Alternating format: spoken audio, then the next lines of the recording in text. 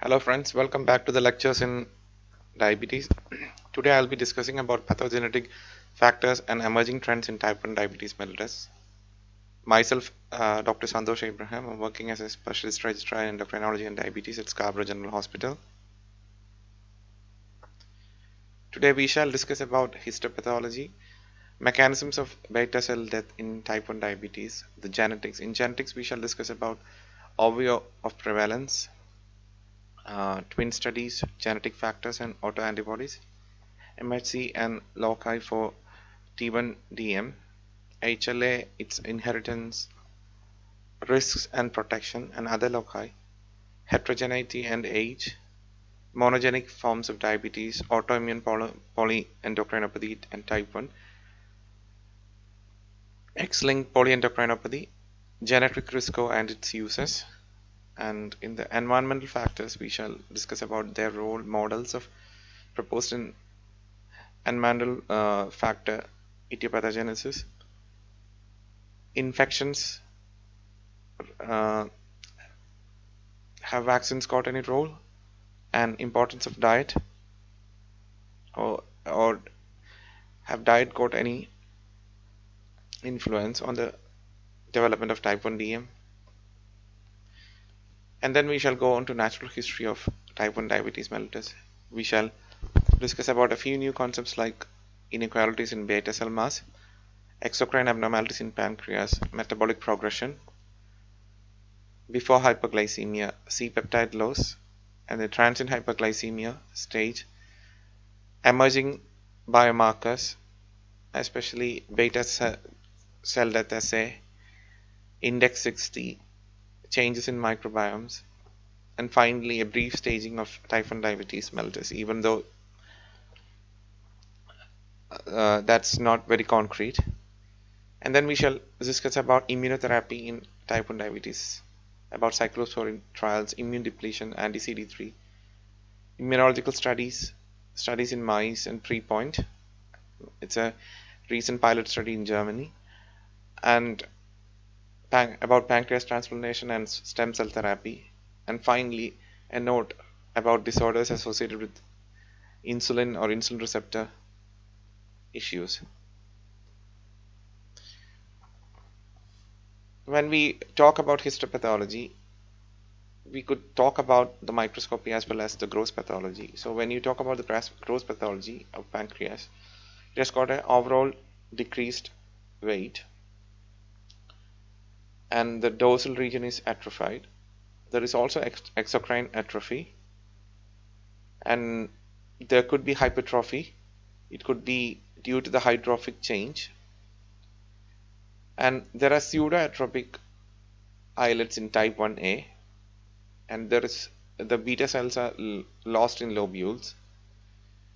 And the most important thing is that there is heterogeneous lobular insulitis, that is the beta cells are not lost entirely from the lobule, but some of them have residual activity.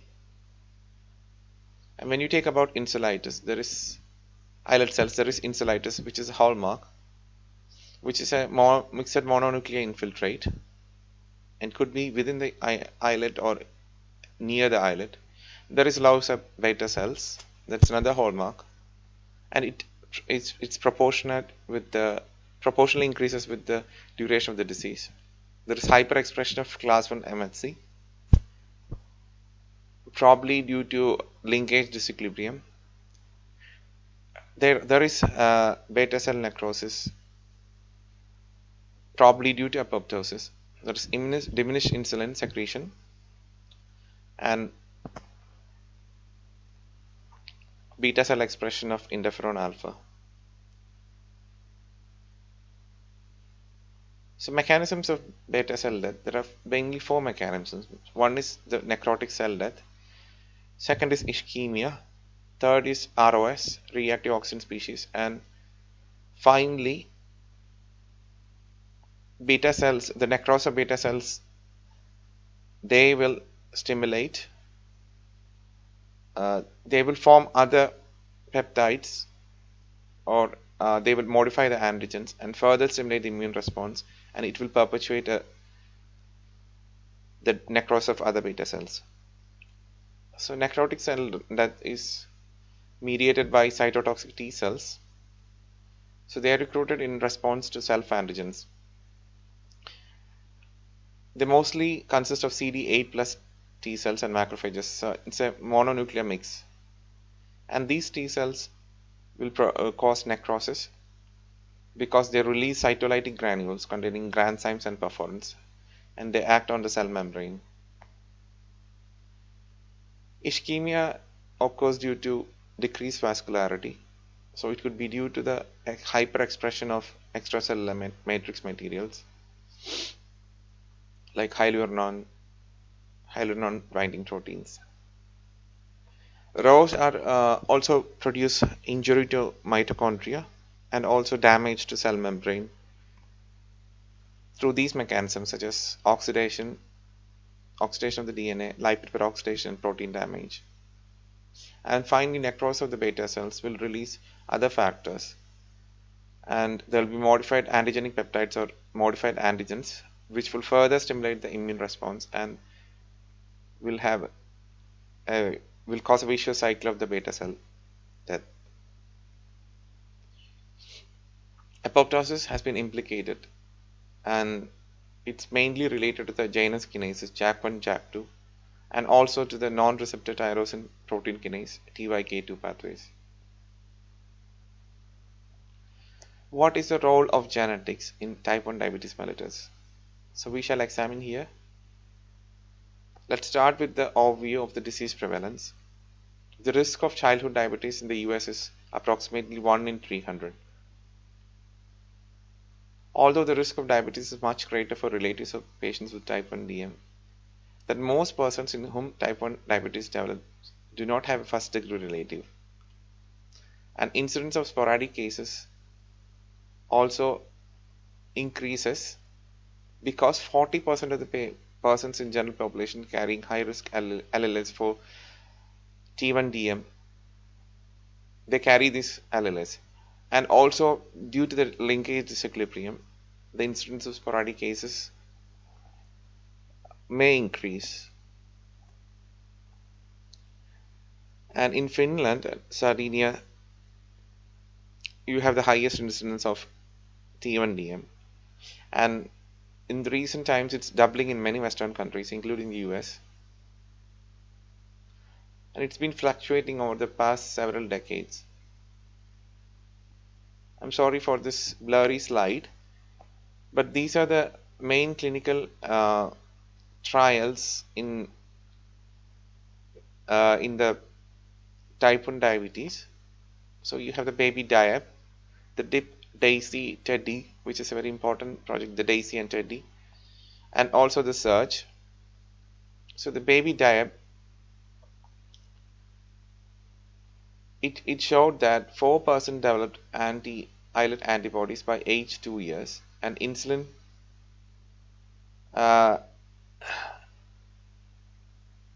islet amyloid antibody it was the first antibody followed by the GAD-A. And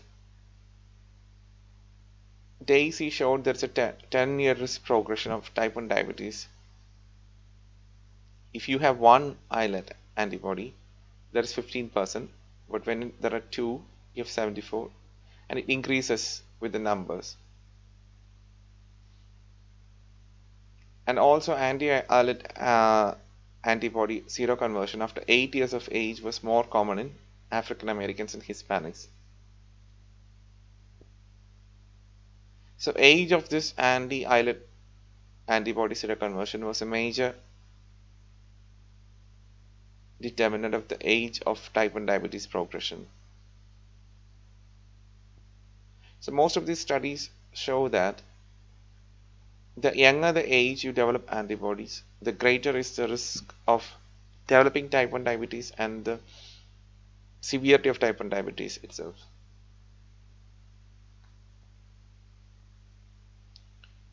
Again, TEDDY, which was these are all Teddy and Daisy and Baby Type was mostly in Daisy and Teddy were in neonates, while Baby Type was in the offspring of parents with type 1 diabetes mellitus. And Teddy also showed that there is a similar 5-year risk, as the number of anti-islet bodies increases. It was 11% with 1, 36% with 2, and almost 50% with 3.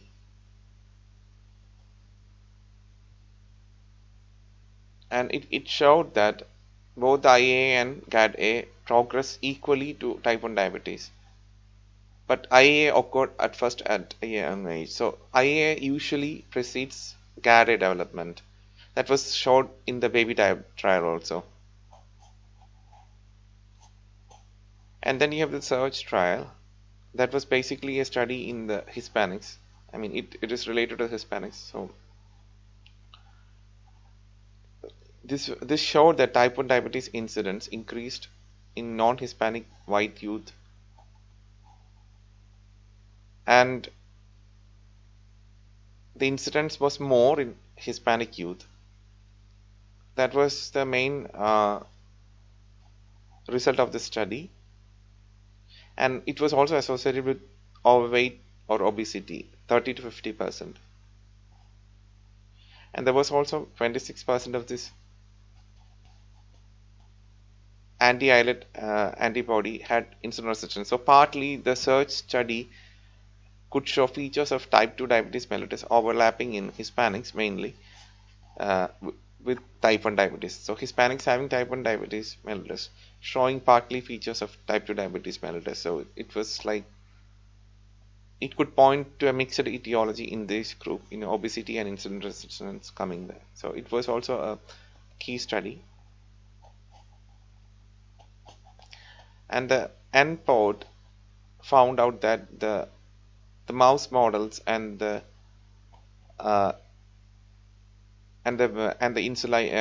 human pancreas had different kinds of insulitis. I mean, it was really different.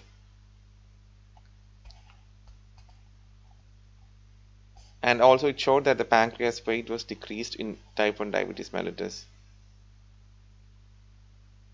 And it came to another important conclusion, that it was showing the heterogeneity in type 1 diabetes mellitus. That is, insulin expression was reduced, but it was still detectable in the human type 1 diabetes mellitus pancreas. So it showed the heterogeneity. And it also showed up the overexpression of HLA class 1. So it was also an important study for all of these things.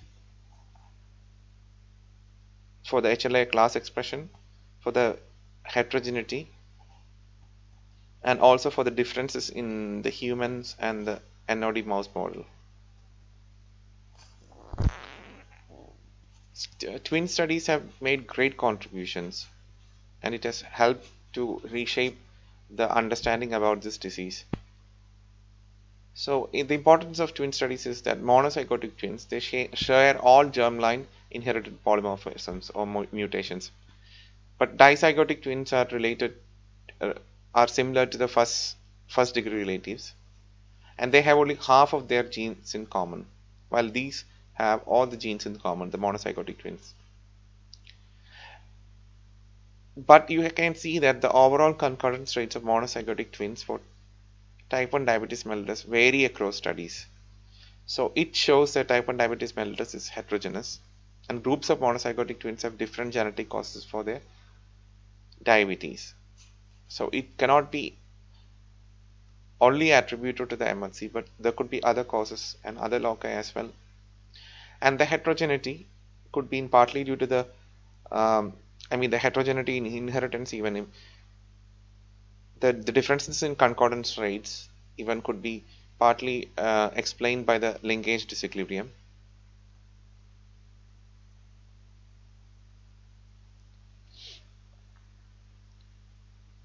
So what about genetic factors and autoantibodies? So they not only influence the development of diabetes, but also they play a role in the expression of anti-islet antibodies. So if in identical twins, if the anti-islet antibodies are expressed, then they will eventually progress to overt diabetes. And they have a high concordant prevalence in monozygotic twins, up to 50%. Even for the presence or even for the absence. That means if anti-islet antibody is absent in one twin, the other twin could also have the absence. And if it is present in one twin, the other monozygotic twin will also have it.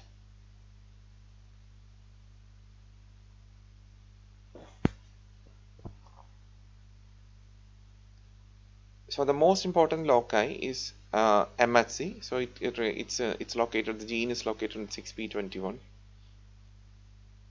and it's MHC1 and also MHC class 2, like the DR, DQ, and DP. So the major determinants are DR and DQ molecules, and specific alleles of both DR and DQ can either increase or decrease the risk of diabetes. Here you can see the alleles associated with the risk. Like if you have the combination of O4O1 with O3O1 and O3O2, it's called the DQ8 allele. I mean, the DRB1 can be O3 or O5 even. Then it carries one of the most highest risks in inheriting type 1 diabetes, and also this combination O3O1 in DRB1, O5O1 in DQA1 and O2O1 in B1. It's called the DQ2. They carry the high risk.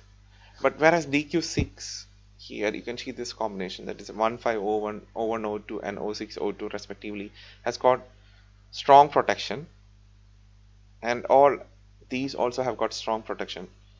So HLA can increase the risk as well as give protection also.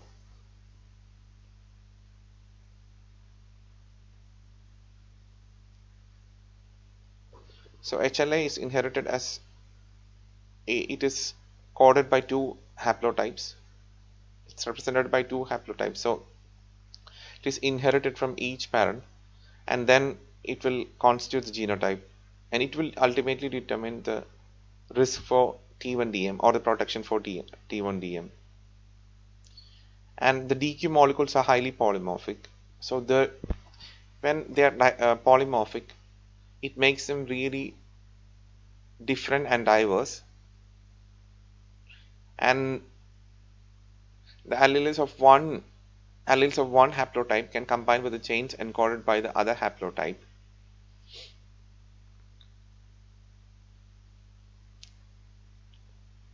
Albeit at a smaller rate,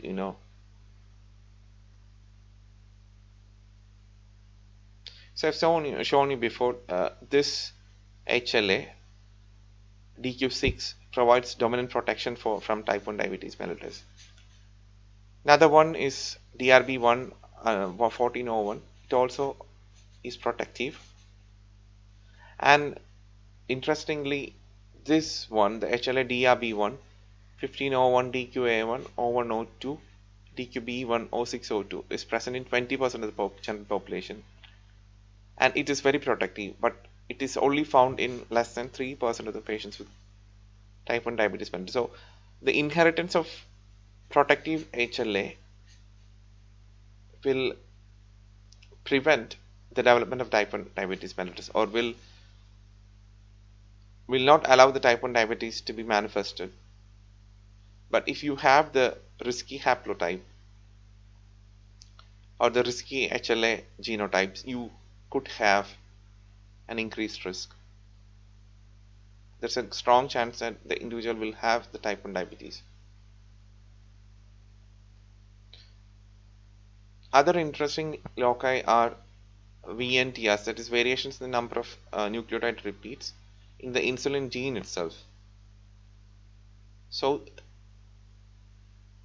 when the group of repeats increase, the diabetes risk decreases actually. Another one is PTPN22. it increases the T1DM risk, and it is associated with SRC kinase CSK gene.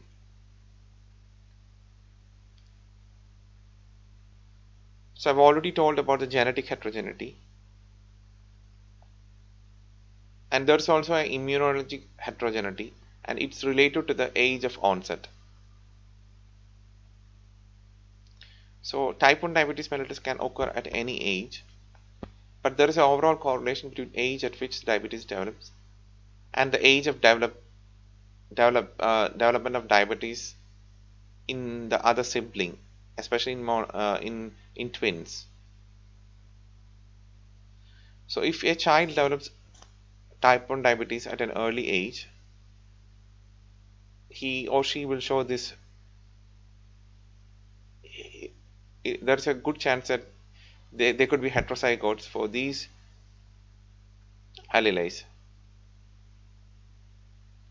And the most characteristic difference related to age of diabetes onset is the presence of higher levels of IA in children, that is insulin autoantibodies in children who develop disease at an early age,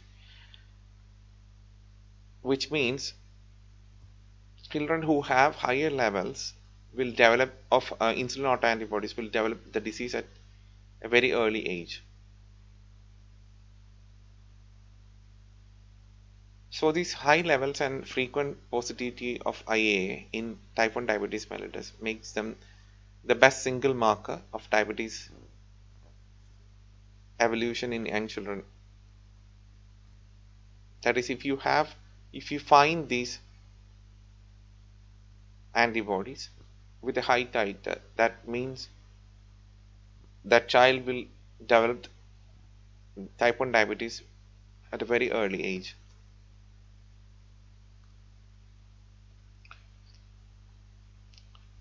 Monogenic forms of diabetes will be discussed in a separate lecture, but in short, it results from mutations in a single gene. It only accounts for 1 to 5% of all the cases. But there have been 20 genes linked to that. So in most cases it is inherited. It is probably autosomally dominant in most cases. And however, the remaining cases, the gene mutation may be sporadic. And neonatal diabetes and maturity onset diabetes of the young are the two main forms of monogenetic diabetes. So this implies that there could be genetic mutations also could cause diabetes, even though so far what mutations will cause type 1 diabetes is not very clearly known.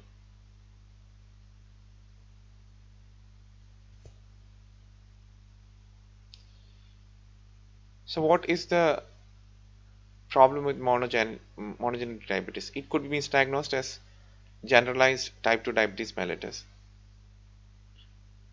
And the importance is that some of them are very sensitive to insulin, so they could be treated with oral diabetes medications, whereas other may require insulin injections. So you need to have a correct diagnosis, because unless you have the correct diagnosis, you cannot control the glucose well in these patients.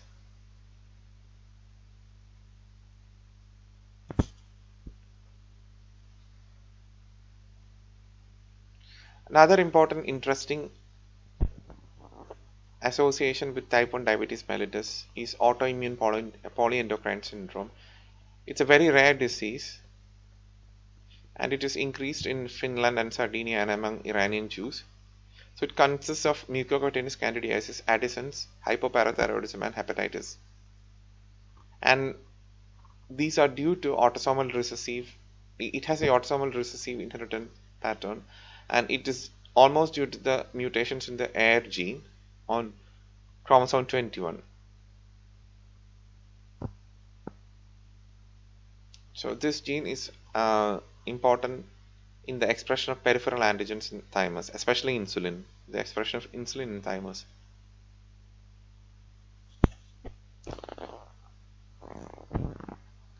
Another condition is X-linked polyendocrinopathy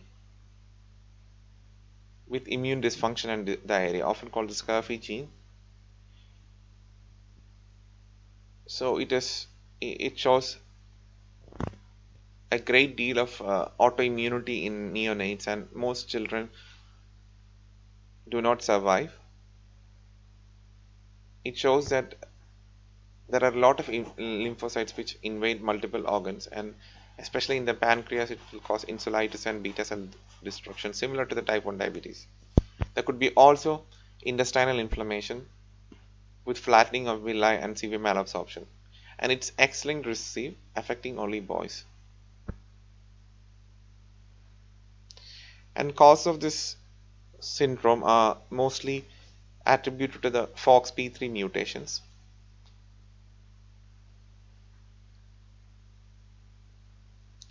And it will result in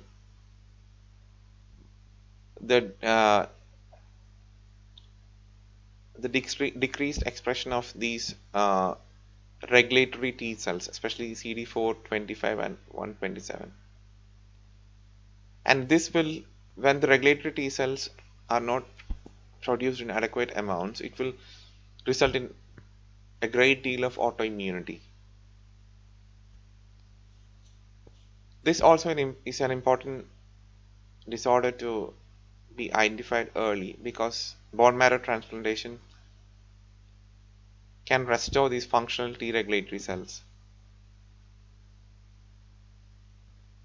Coming to the genetic risk score, this is a recent advance, and it tries to stratify patients with high risk for developing type 1 diabetes.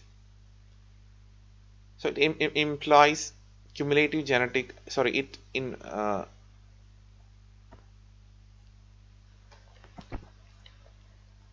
it makes use of cumulative genetic risk models, and it utilizes logistic regression algorithms. This incorporates HLA and both non-HLA alleles associated with T1DM. So it is actually a vast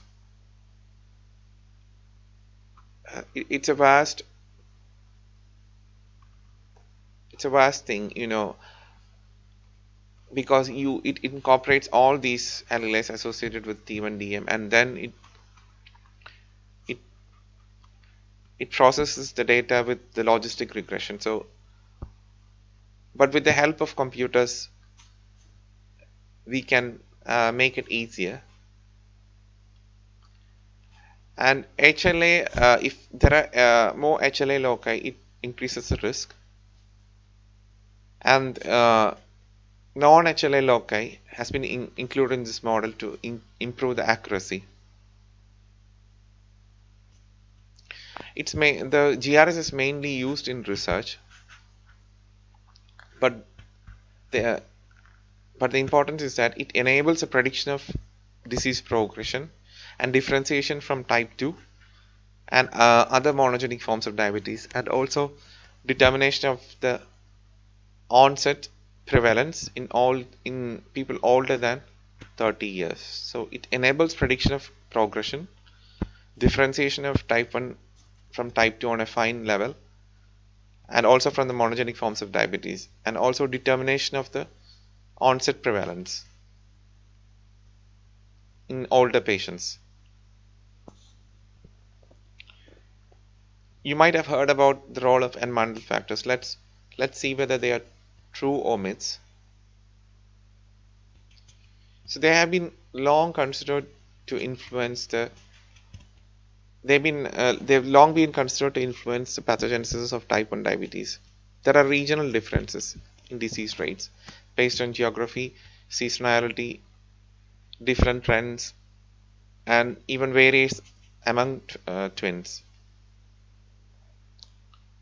But there is no single environmental agent which will explain these observations. There's been several models proposed to explain the environmental influences. The most important one is accelerated overload hypothesis, which states that childhood obesity will increase insulin demand, and it will overload the islet cells, and it will hasten the beta cell damage. In the Copenhagen model, the beta cell destruction is due to the interactions between environment, immune system, and beta cell stem cells.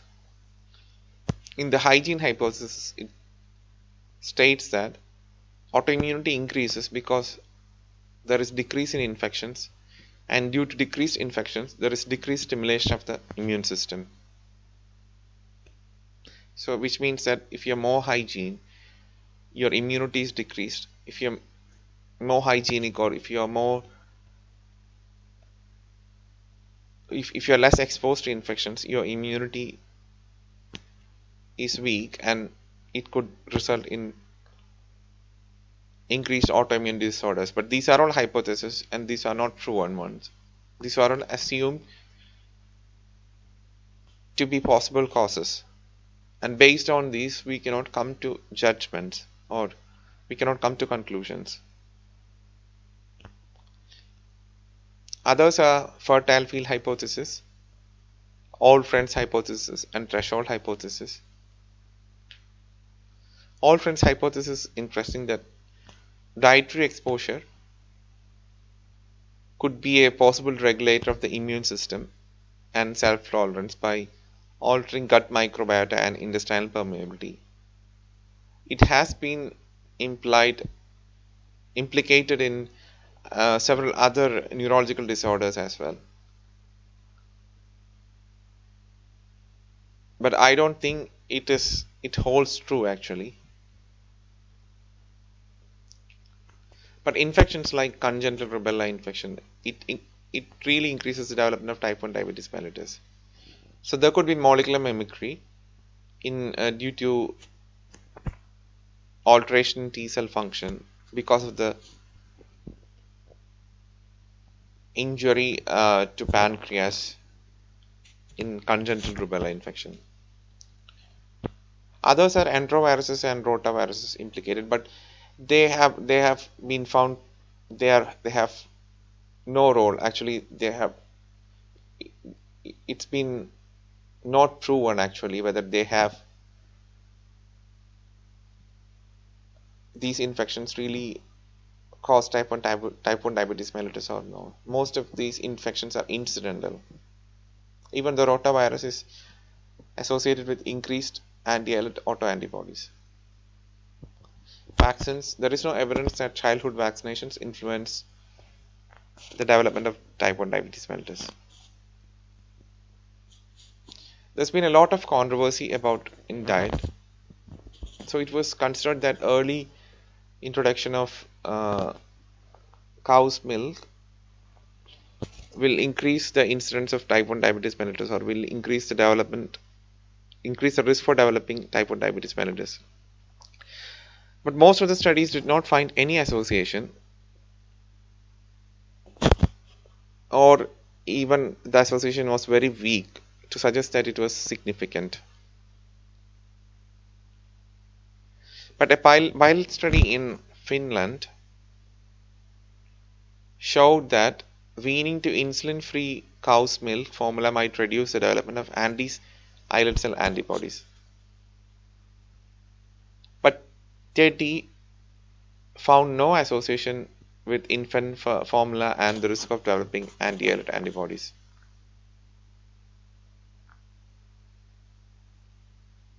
Others implicated are cereals, which will induce islet autoimmunity, and both vitamin D and omega-3 fatty acids.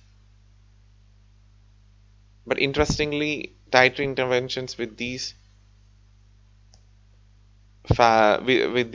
factors have not been shown to be beneficial, or it couldn't reverse any of these conditions. So the association doesn't mean that they are causing this. Now let's discuss about new concepts in type 1 diabetes mellitus.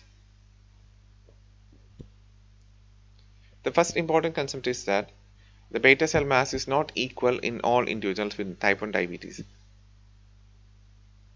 It is mostly determined in the first 2 decades of life, the beta cell mass. And the individual's timeline to diabetes onset, that is when it will start, the diabetes will start in an individual. It is determined not only by the severity of the autoimmune attack, but also from the starting point of beta cell mass depletion. And there is high variation in this beta cell mass in type 1 diabetes mellitus, and the cause is unknown.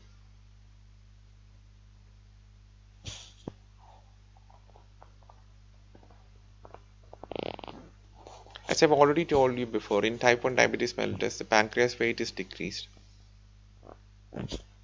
And it's been found in not only long-standing type 1 diabetes, but also in recent onset type 1 diabetes, as well as non-diabetic persons who are having the antibodies. And even before the diagnosis, this weight loss occurs. This weight loss of pancreas occurs. Also, serum levels of trypsinogen are reduced in patients with long-standing type 1 diabetes mellitus. Also with recent onset type 1 diabetes mellitus and non-diabetic individuals with antibodies. So it could also be a marker, who knows.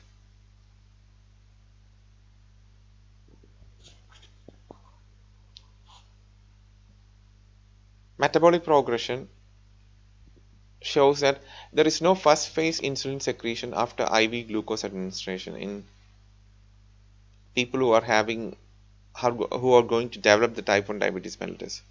Also, if you measure the HbA1c, it will increase progressively, although it will be normal 1 or 2 years before overt hyperglycemia develops. So it all shows that altered insulin secretion, decreased insulin secretion in the first phase, and an increase in HbA1c before biochemical hypoglycemia are harbingers of development of type 1 diabetes mellitus.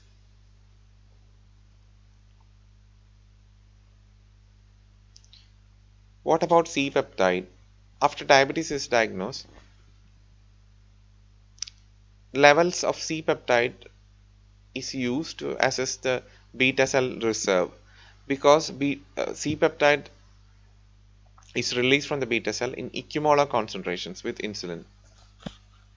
But the beauty is that it does not undergo hepatic extraction and hence has a longer half-life.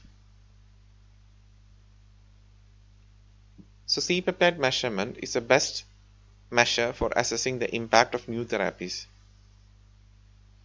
And if you have a small residual C-Peptide, there will be an impressive metabolic benefit with that, which implies the complications will be lesser for those patients, and there could be a smaller pancreatic reserve still functioning.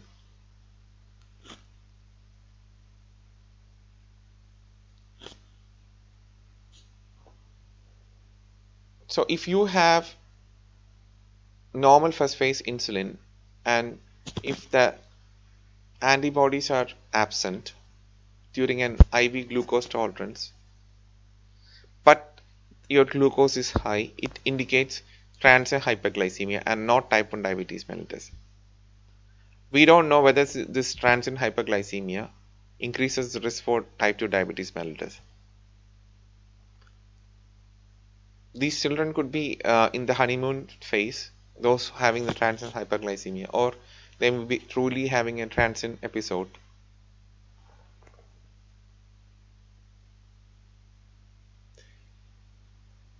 Let's talk about the emerging biomarkers now. So seroconversion to the antibodies is the most reliable predictive biomarker of type 1 diabetes till date. But interestingly, 10% of type 1 diabetes mellitus patients are negative for antibodies at the time of diagnosis. What is the importance of these antibodies here? If you intervene before the appearance of the antibody, it will offer the greatest chance to successfully prevent type 1 diabetes mellitus progression. So it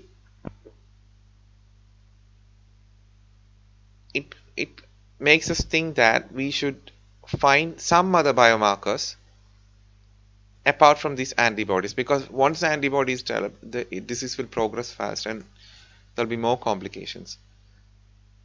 There could be more complications. So if I can find a marker before the antibody develops, which will indicate that this patient will have type 1 diabetes mellitus, I could start intervening from that point and could decrease the progression.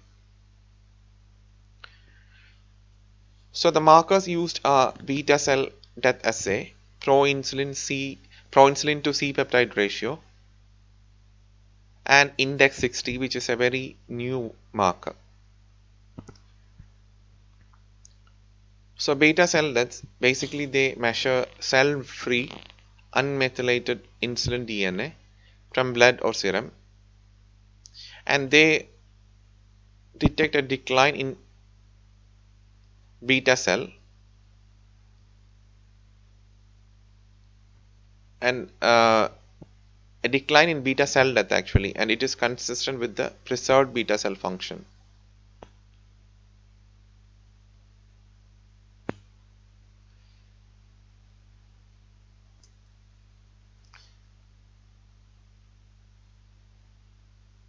And if the serum pro-insulin to C-peptide ratio increases, it implies there is impaired processing of pro-insulin to insulin and C-peptide,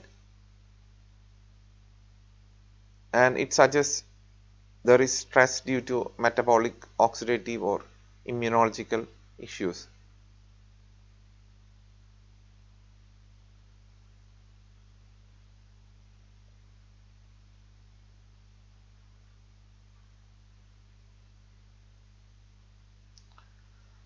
Another marker is index 60. So it measures functional beta cell mass. It requires an OGTT, and then there is a log adjusted calculation with fasting C-peptide levels, 60-minute C-peptide levels, and a 60-minute glucose level. Index value greater than 2 with anti-islet antibodies is considered indicative of the onset of type 1 diabetes mellitus.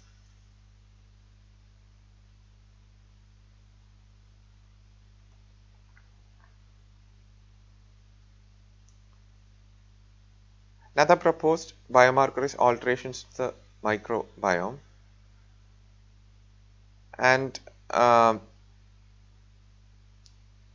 high Bacteroides to Firmicutes ratio is associated with the anti-islet autoimmunity. So that implies if you have high Bacteroides to Firmicutes ratio, you have an increased risk of developing type 1 diabetes mellitus. Whereas if you have butyrate producing bacteria, it will protect against type 1 diabetes mellitus by promoting the synthesis of mucin and reducing intestinal leakiness. Also, if there is low diversity and poor stability of the gut microbiome, it is associated with type 1 diabetes mellitus.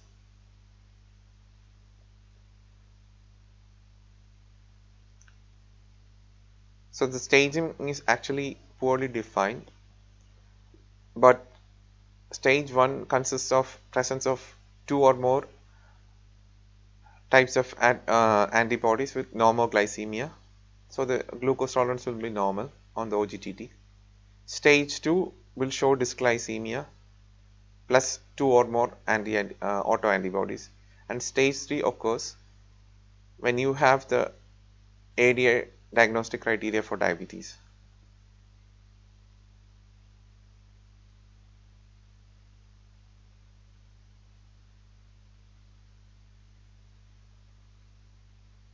So no evidence is supports that T1 diabetes the type 1 diabetes mellitus staging is needed clinically, but it's mainly used in the research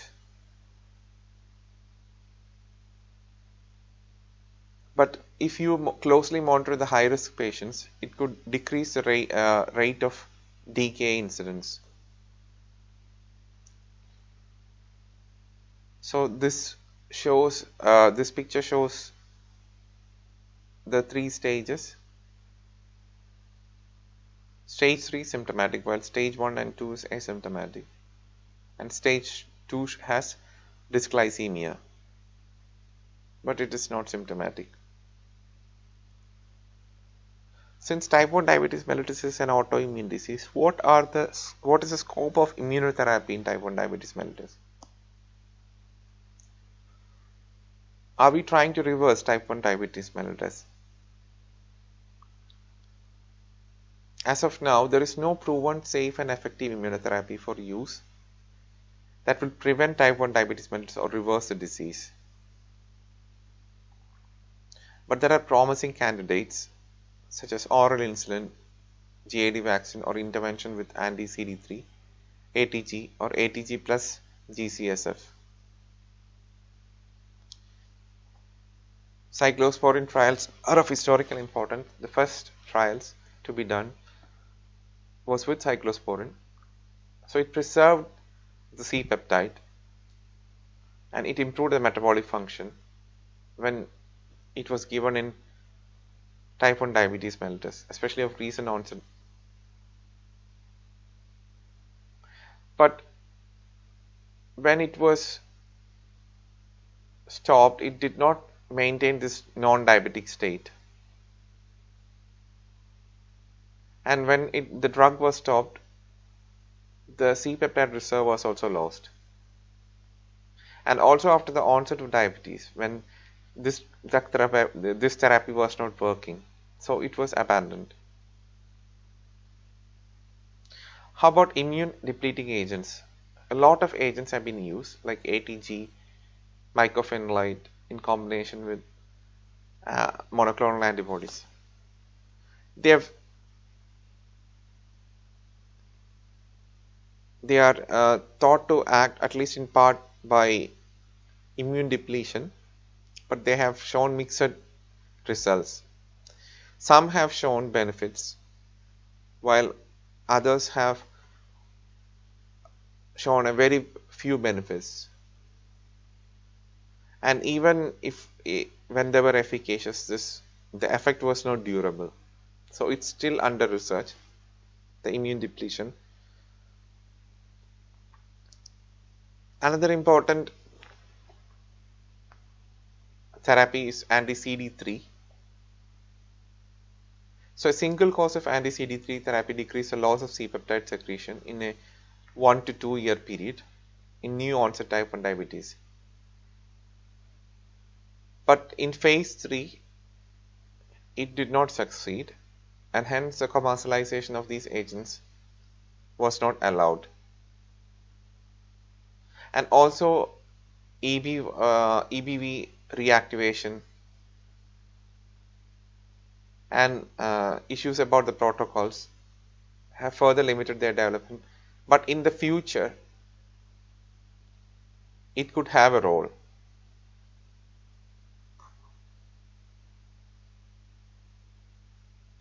What about immunological vaccination? Vaccination implies induction of regulatory T lymphocytes that target this beta cell antigen, or on encountering the target antigen. So it could interfere or it could intervene at that stage by inducing these regulatory T lymphocytes.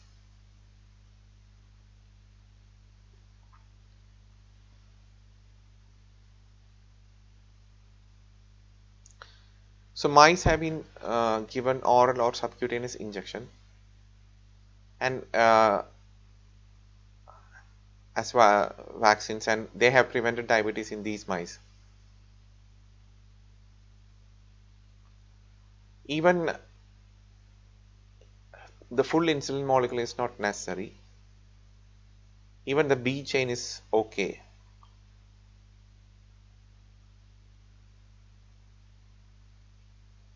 because they can activate the regulatory T lymphocytes that target insulin. So in that way it can induce those regulatory T lymphocytes. Another pilot trial that's happening in Germany is PrePOINT. In this trial, there is administration of high-dose oral insulin in children who are at high risk with a positive family history. And this was capable of altering the anti-insulin immune response without producing hypoglycemia. But still, the value for this treatment still is uncertain. Let's come to transplantation and stem cell therapy. So if you have a successful transplant with pancreas, hyperglycemia is immediately reversed. And there is also evidence that the long-term outcomes improve. But the surgery is extensive and complicated. And outcomes are good for the combined pancreas renal transplant rather than the pancreas transplant alone or the renal transplant alone.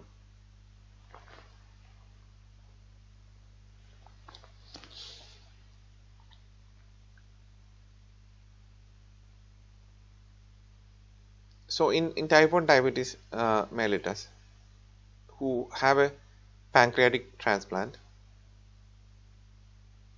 diabetes can recur because the autoimmunity can recur. So it could be a cause of the transplant rejection, and also allograft rejection could also happen in them. But it is difficult to monitor which of these two forms of islet destruction are occurring with the development of increased glucose. So there are no specific means to differentiate between the two.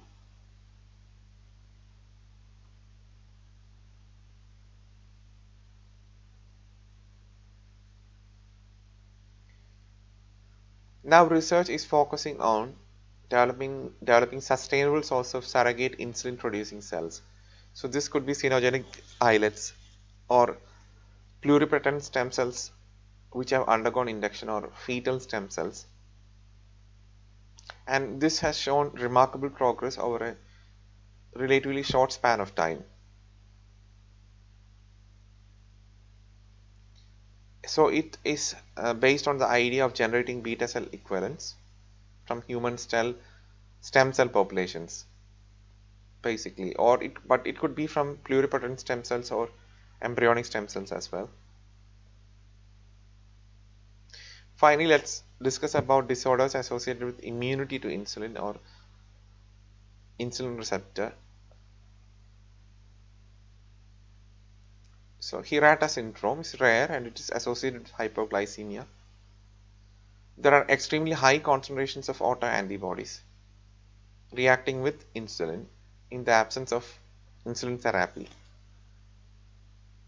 And the release of this autoantibody plus insulin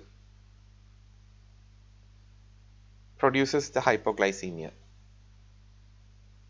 So there are this high concentration of autoantibody, when it is released, it comes out with insulin attached to it. So this produces hypoglycemia. So it's mostly in Asian descent, and 96% of them have the HLA-DR4 allele. And it is often precipitated by sulfhydryl containing medications, especially methimazole. And treatment is stopping these medications.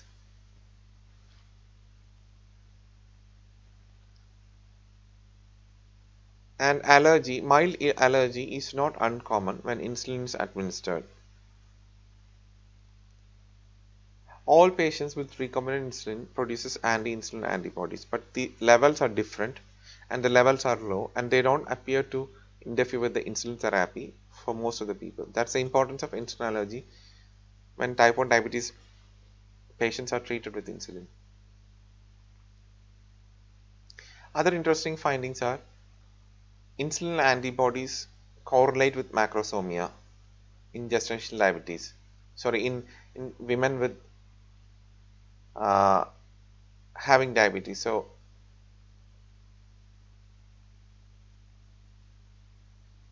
there is a direct correlation with the antibodies and with the fetal development actually.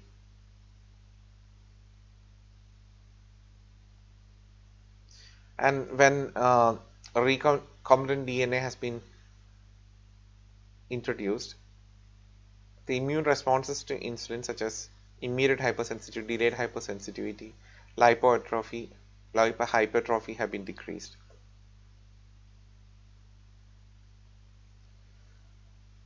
Anti-insulin receptor autoantibodies. These antibodies are associated with type B insulin resistance, and they are associated with hypoglycemia, hypercatabolism, and severe acanthosis nigrans and insulin resistance. And these antibodies can either act as antagonists or agonists. And it's associated with other autoimmune conditions. And treatment is with immunosuppression such as rituximab, steroids, cyclophosphamide, etc. Thank you.